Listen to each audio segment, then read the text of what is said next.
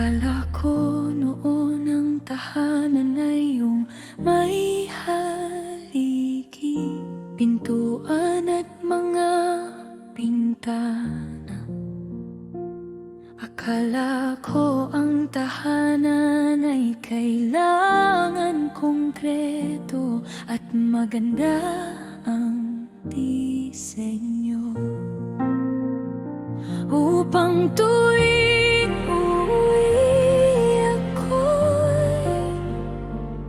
magahan sa pakiramdam. Ngunit aking napagtanto, may mas malalim palang kahulugan.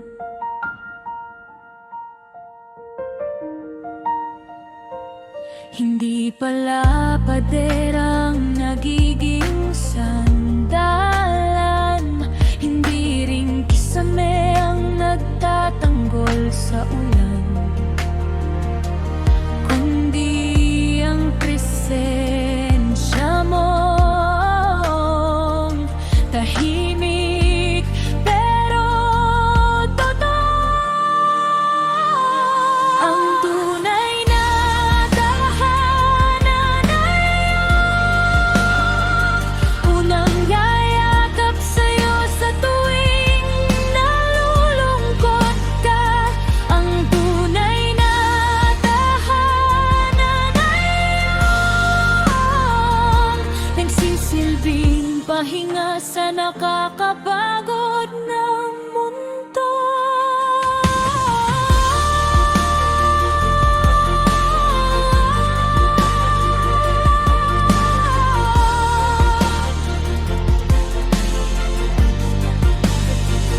Ang tunay na tahanan ay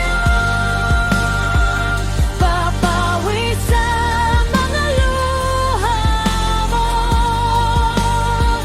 Hindi palaging malakas, pero palagi mong masasandalan.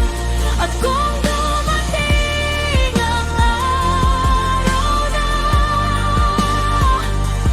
parang mag-isa ka na,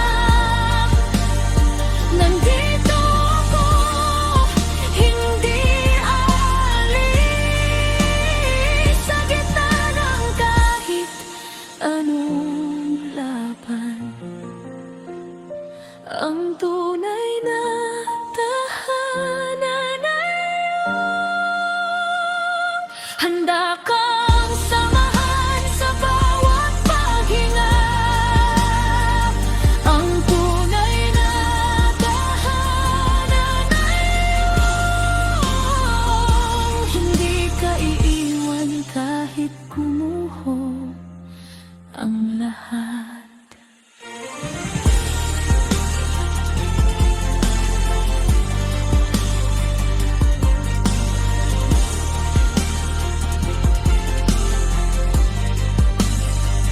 Hindi man perfectong pinom,